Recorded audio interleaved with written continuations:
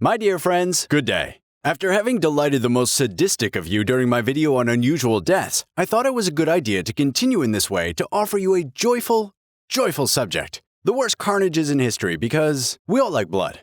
All that. Or not. The problem when you look for the most deadly conflicts, besides the loss of faith in humanity, is that it is mostly concentrated in the most populated areas, and therefore we can note a rather important presence, logically, of Chinese territories.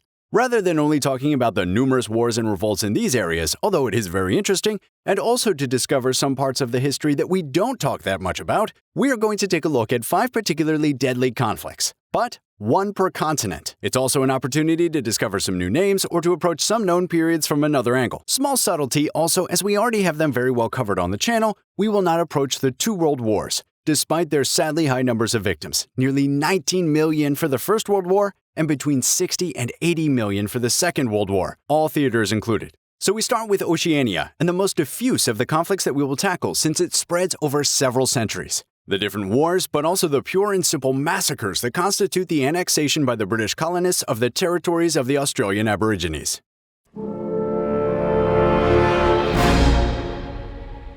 Australia has been inhabited for at least 50,000 years, and some estimates say as long as 65,000 years. The Aborigines came from Indonesia and gradually spread over the island to its neighbor, Tasmania. They developed an impressive cultural life, notably with cave paintings comparable to those of Lascaux in Europe at the same period. Some migrations, notably from India, would have brought some genetic diversity, but it is mainly time and the dispersion of populations that will give the Aboriginal populations a strong cultural diversity. And it's maybe time to make a little semantic point. Because there wasn't one people, as the unique term of Australian Aborigines may suggest, but between 250 and 750 nations, with their own cultures, several hundred different languages and dialects grouped in regional groups.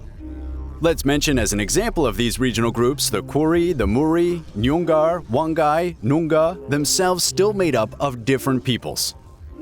In 1770, James Cook, a British explorer, sailed along the coast of Australia and claimed these lands on behalf of the Crown. In the colonizing mentality of the time, it was rather normal to appropriate territories considered as terra nullius, that is, which did not belong to what the colonizers considered as a valid state. And of course, despite a population now estimated at 750,000 Australian Aborigines, all people included, the English will consider themselves legitimate to colonize the island. In 1787, the first English fleet was sent, embarking with 1,400 people, of which more than half were convicts, men and women, with food, tools, and resources, in order to establish a penal colony. After first landing, the expedition settled in what they called Sydney Bay on January 26, 1788. And if the official instructions are to live in good relations with the populations they meet, very quickly, the increase in the number of Europeans will lead to confrontations and a complete invasion of the territory. While the majority of this conflict is made up of skirmishes and punitive expeditions, certain regions concentrate a much larger number of victims. Queensland, the northeastern part of Australia and the most populated before the British invasion, some estimates giving up to 300,000 people, with a high population density. In this region, the Frontier War, as it is called, or the British invasion, according to the latest estimates, has more than 60,000 Aboriginal victims, and fewer than 2,000 among the colonizers. The most violent phase took place between 1850 and 1900. The technological imbalance explains in part this difference in losses, as well as the demographic imbalance that will lean more and more in favor of the colonizers. A significant proportion, up to a third of the victims, were taken by civilian groups who carried out punitive expeditions on the backs of the official military operations. The settlers have to make room for themselves, huh? In any case, in addition to firearms, the British use, in some cases, a little more devious solution, like poison. In Queensland, members of the Gooby Gooby people are poisoned by flour, offered with an addition of arsenic. And of course, I'm talking about the direct victims of colonization, to which we must add those of the diseases brought from Europe, of the famines, and of the destructions of the Aboriginal societies. From 750,000, the total population of the different Aboriginal peoples of Australia fell to 60,000 after the First World War. We feel a lot happier after this first part, huh? Anyway, let's go back home to see if the grass is greener.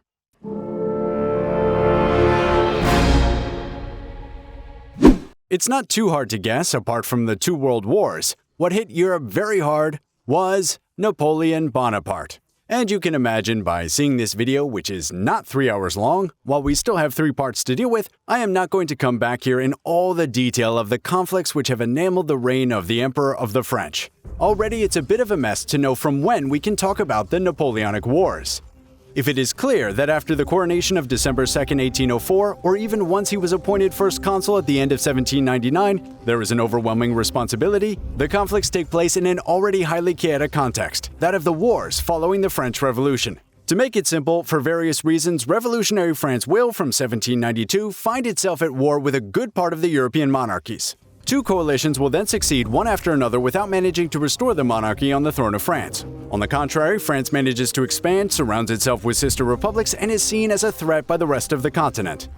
On the French side, the situation remains precarious as well, because France is literally surrounded by potential enemies. This chaos will contribute largely to the accession of Napoleon to power, taking advantage of the notoriety he acquires by leading his troops in Italy and of the feeling of insecurity which incites some to want a strong power to save the revolution. In retrospect, it sure doesn't seem like a great idea, huh? In any case, at the time, there was already a part of the revolutionaries who feared or dreaded Caesarism, that is to say, the rise to power of a military man through his prestige. And I want to say, bingo. Still, once installed in the consulate, and even more so on the throne, friend Bonaparte will not calm down at all. Confident in both his military genius and in the military capacity of France, which remains by far the most populated country in Western Europe, he finds himself in an almost permanent state of war during his reign. To make sense of it all, conflicts are usually separated according to the countries that allied themselves against France in different coalitions. Basically, the first coalition, the second coalition, etc. And when Napoleon comes to power, there have already been 2 coalitions and a new one is formed. So to keep it simple, we'll put a coalition counter in the corner of the screen. It will be much clearer. The third coalition therefore sees France quickly crush Austria and Russia with the Battle of Austerlitz at the summit. Austria is out of the picture, and French influence extends to the south of present-day Germany by setting up the Confederation of the Rhine, basically a zone under French protectorate. And this will not please Prussia at all, who without waiting for its Russian ally, will mobilize its troops against Napoleon through a 4th coalition, and lose a campaign in less than a month. They're tough in those Prussians, but we're not going to make fun of them because they're going to give it back to us. The double victory of Jena and Auerstedt on October 14, 1806, leads more than 100,000 Prussian soldiers to be taken prisoner. The Russian troops are defeated on their side in 1807, leading to the end of this 4th coalition. Better than that, Russia is now participating in the commercial blockade imposed by Napoleon on England. Basically, seeing that he couldn't invade England directly because he didn't have enough ships, the idea was to suffocate them economically by forbidding anyone on the continent to trade with them. The guy rubs his hands, his stomach, whatever he can, huh? In 1808, the Spanish population rises up against the French-friendly government. The French army, present on the spot, suppressed the uprising, and the Spanish monarchy was replaced when Joseph, Napoleon's brother, was appointed King of Spain by the latter. The entire peninsula was then put under fire, immobilizing many troops and allowing England to gradually take over the territory under the command of the Duke of Wellington. At the same time, the English, still them, set up a 5th coalition with Austria in 1809, which was another failure. There followed 3 years without a new coalition, but also without much success of Napoleon's continental blockade, especially because Russia did not respect it. To force Tsar Alexander I to adhere to the blockade, and as he had always done for over a decade now, Napoleon then chose the offensive solution: invade Russia. I've already talked about this on the channel. The invasion turns into a debacle and the Grande Armée melts like snow in the sun. It's not a pretty sight. Still, around England, who didn't ask for anything better, and Russia, the 6th coalition is formed, joined by Sweden and then by Napoleon's former enemies when things go wrong: Austria and Prussia. The fighting continued in Germany, then on French territory, until Napoleon's first abdication on April 3, 1814. Despite a famous comeback attempt the following year, which will see the formation of a 7th and final coalition mainly composed of the British and Prussians, even if all of Europe is supposed to join in, Napoleon will not succeed in restoring his power, ending 20 years of almost uninterrupted bloody war. But this is not enough to explain the number of victims generated by the various wars, which oscillate between 3 and 4 million. Which is still quite a lot. And yes, because another element will be characteristic of these conflicts and will prefigure the scale of the following wars: the massification of the armies. In the wars of the old regime, the armies are indeed made of reasonable numbers. Logistics does not allow any way to equip masses of troops, and even less to train them. The transition between the medieval armies we know and the more modern army models with more and more permanent manpower is quite slow. This doesn't prevent the important use of mercenaries or foreign regiments. The war is now more and more professional and sees the appearance of real soldiers who are still separated by their social rank. For example, most of the officers' positions are reserved for members of the nobility, which obviously doesn't prevent a slow evolution of the workforce, which also goes along with a better production capacity of weapons and ammunition and a demographic growth. Problem: during the revolution, and especially after the king's escape and execution, a good part of the noble officers deserted the army, which became destructured and weakened. As the first demographic power, France wants to compensate, but also to put an end to the old inegalitarian system by establishing the mass draft, a conscription I will talk about soon in an episode about Vendée. Beyond the military interest, the idea to have a maximum of men has a symbolic scope. The nation needs all its citizens to defend itself, and it is no longer subjects who will fight for a king. In practice, under Louis XIV, the army's strength reached a ceiling of around 400,000. A century later, the strength was at least doubled. The first battles of the revolution, such as Valmy, involved less than 100,000 soldiers on both sides. The famous Battle of Austerlitz on December 2, 1805, saw 150,000 men happily put themselves on the front. But the number of soldiers kept increasing. In 1812, more than 600,000 men set out to attack Russia.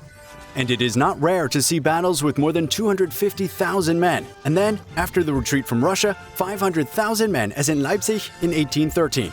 Indeed, to keep up with the pace, but also because the feeling of national belonging will start to grow, and the Industrial Revolution will allow mass production of weapons. Other European countries will set up general military service systems and compulsory conscriptions in times of conflict, leading to an explosion of manpower for the conflicts that will follow.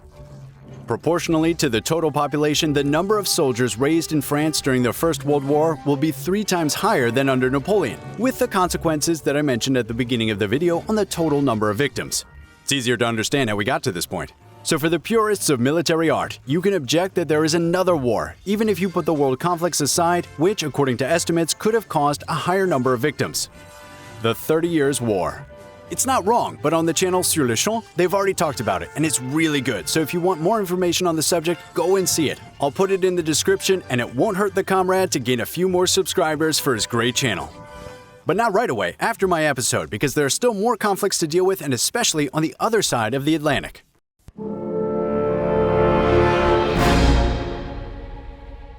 If we exclude the colonization of the Americas, which spans several centuries and makes any estimation very, very complicated, we can ask ourselves, what's the most deadly conflict on the American continent? Because yes, already there have been several conflicts besides the Civil War, which is probably the best known.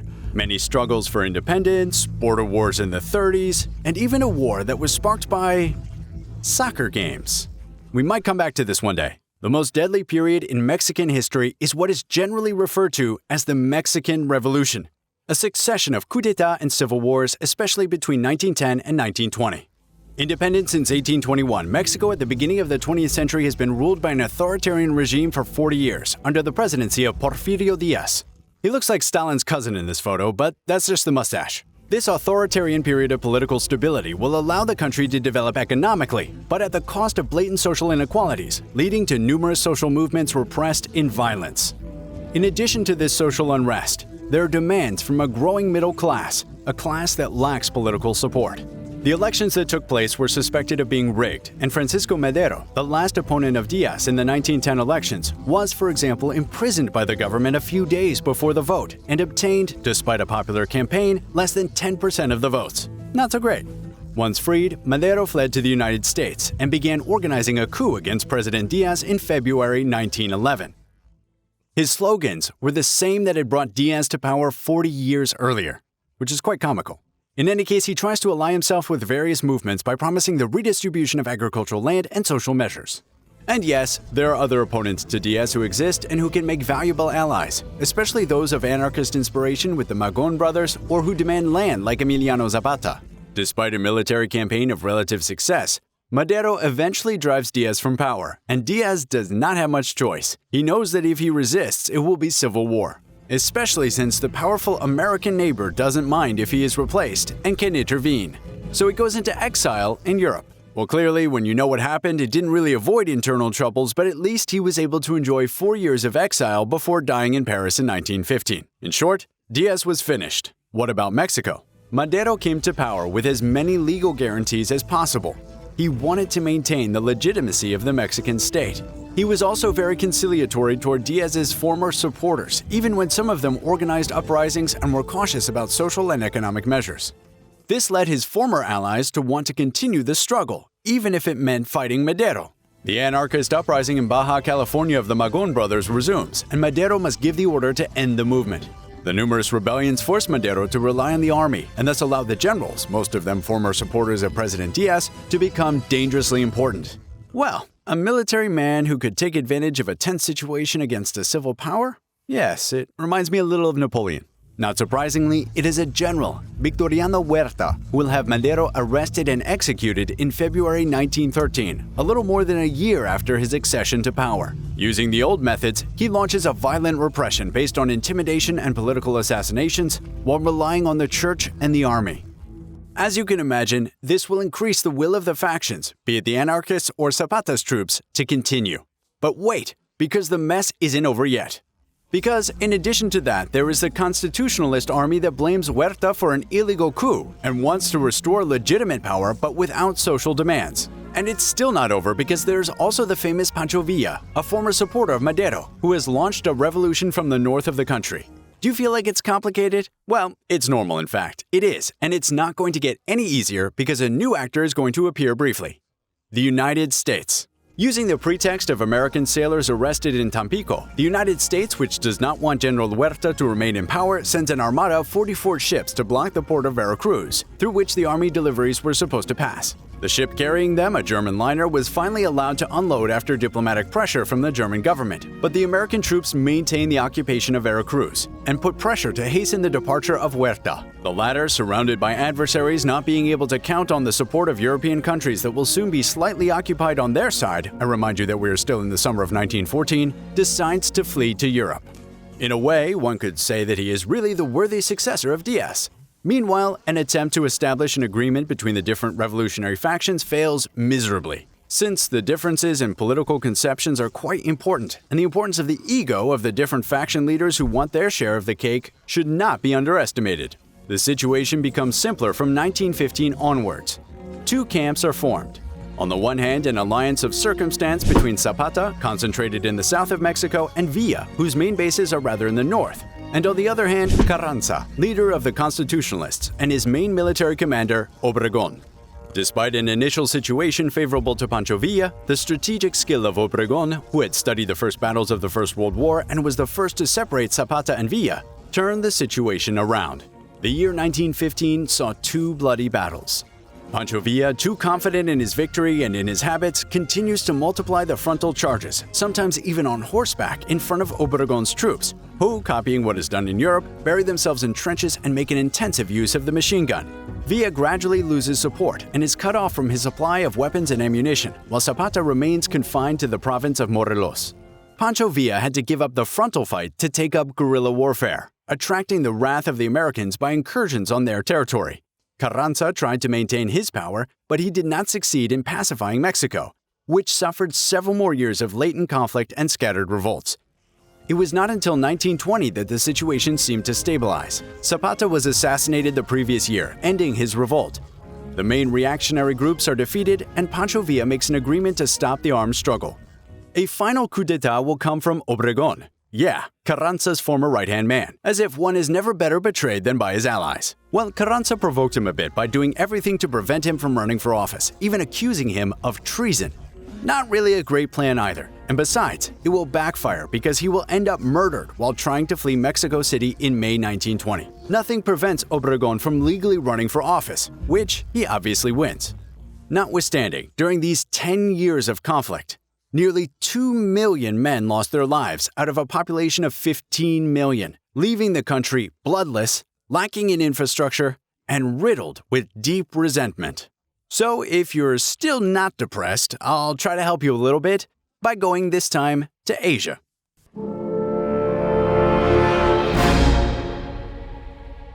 Speaking of deadly conflicts, it was necessary. It is now time to go through China.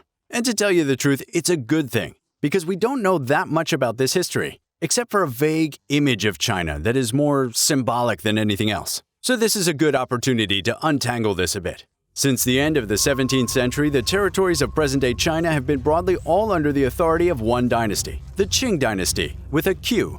Originally from Manchuria, a region in northern China, the Qing kept the city of Beijing as the center of their power. Leading a powerful empire with an advanced administration and operating primarily on merit, the Qing ushered in a period of prosperity during the 18th century, alongside a closure to the outside world. Trade was severely restricted and had to take place only in certain specific locations, such as the port of Macau, a trading post that the Portuguese occupied in exchange for rent paid to China. In spite of the central government's desire to isolate, even excluding all missionaries, Christianity spread little by little in China, whose religious practices mixed Taoism, Buddhism, and Confucianism. The importance of religion is not negligible because the very legitimacy of the dynasty is linked to the celestial mandate, a form of royalty of divine right, but which can prove to be fragile because many signs such as catastrophes or military defeats can be interpreted as a loss of this divine mandate. And precisely, disasters and defeats, there will be some. In the 18th century, China was a real economic power and indeed attracted the covetousness of Western nations, then in the midst of colonial growth and looking for commercial outlets. Except that trade with China is subject to heavy taxes by the imperial administration and is only done against silver currencies, while most European countries are rather looking to sell goods directly, especially the English who buy large quantities of tea. It's not always true that clichés are unfounded. In order to reverse the trade balance, the English will trade intensively in opium, cultivated in India and used more and more as a drug by the Chinese.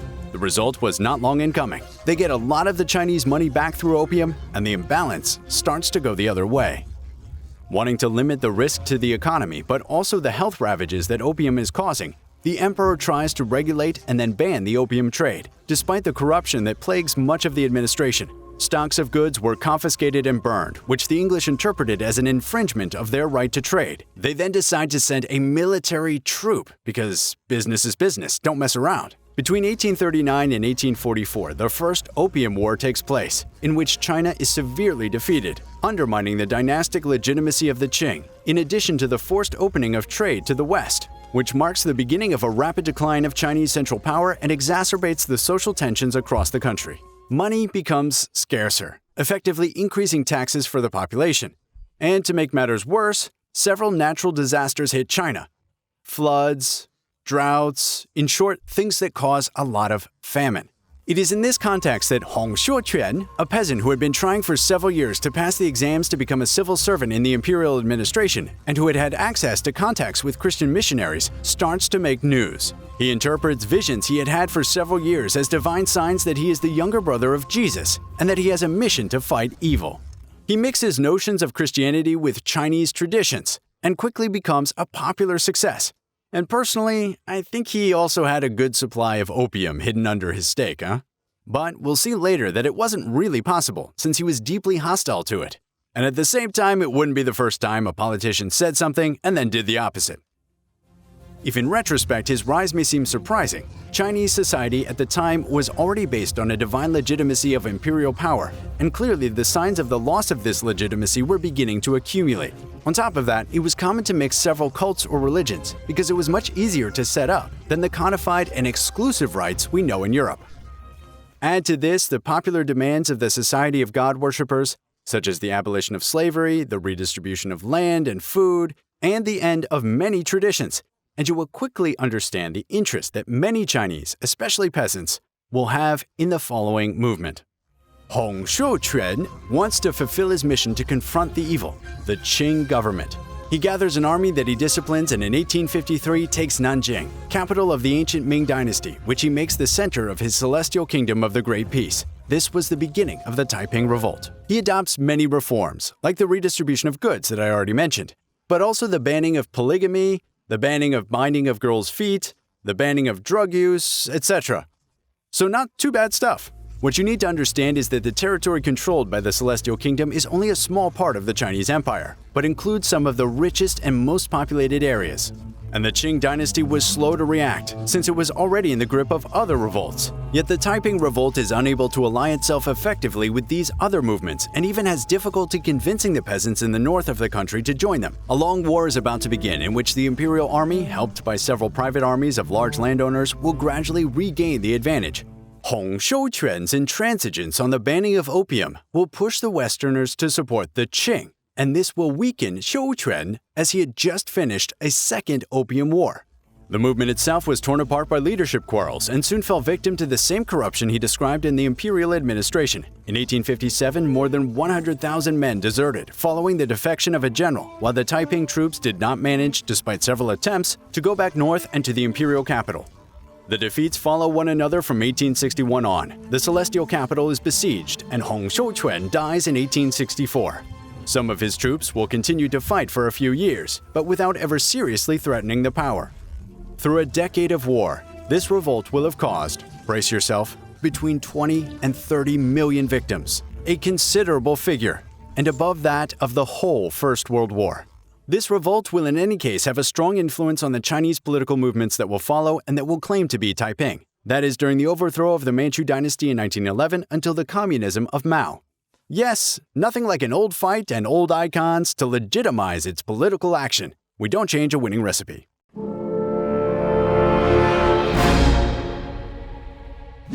And we end this overview of the most deadly conflicts with a very recent and partly still ongoing conflict, the Second Congo War. Colonized by the Belgians during the 19th century, first as the personal possession of King Leopold II and later as a colony, the territory of the present-day Democratic Republic of Congo occupies a central space in Africa and is rich in valuable resources, especially minerals. As elsewhere in Africa, colonization was violent and led, according to recent estimates, to several million deaths, the result of forced labor, brutal repression, and the disruption of African societies. On top of that, territorial divisions often do not correspond to local cultural realities, and during the 20th century, the colonial powers will often exacerbate the differences between ethnicities, accentuating tensions. For the consequences on another Belgian colony, Rwanda, you can go see Dave Shake's video on the subject. I'll put it in the description. After independence and a brief government by Lumumba, the Congo came under the dictatorship of Mobutu, supported by Western countries. Between 1965 and 1997, the Mobutu regime will remain in power thanks to this support, at least until the end of the Cold War. But the protest movements finally took over in 1997, supported by several neighboring African countries, including Rwanda and Uganda. However, once Mobutu was overthrown, the new president, Laurent Désiré Kabila, asked the Rwandan and Ugandan forces to leave Congolese territory in 1998, now that the situation has stabilized. This request caused fear among many Rwandan Tutsis who wanted to take advantage of the situation to fight against the armed Hutu factions that had fled after participating in the 1994 genocide. A military coup was attempted by several rebel groups supported by Rwanda and Uganda, which almost succeeded in defeating the new Congolese government from August 1998. The intervention of several neighboring countries in favor of Kabila, however, allowed him to establish himself permanently in all of Western Congo, while the northeast remained in the hands of various rebel groups. In parallel to the quote-unquote official armies, which held the cities and strategic places, a large number of militias and paramilitary groups were involved in the conflict, often blurring the front lines. Numerous abuses have been reported, including the systematic use of rape as a weapon of war and the use of child soldiers. In a few years, the number of victims, mostly civilians, is estimated at several million. The conflict will only end with the gradual withdrawal of several countries and the establishment in 2003 of a transitional government, including representatives of the different warring groups, under the presidency of Joseph Kabila, who succeeded his father, who was assassinated in 2001. So the situation is still very tense. We are on recent history, and it's complicated to take a step back on all this, but we had to talk about it. Thank you all for having followed this episode, which raises the morale of the young and the old. I hope you learned a few things. Thanks to my Belgian friend Tanguy, who prepared this show, who worked full-time on the show a few months ago, and who generally works on the iconography of the show. Thank you all for following the show week after week, We'll see you soon on Insta, Twitter, Facebook, and of course, YouTube. Later.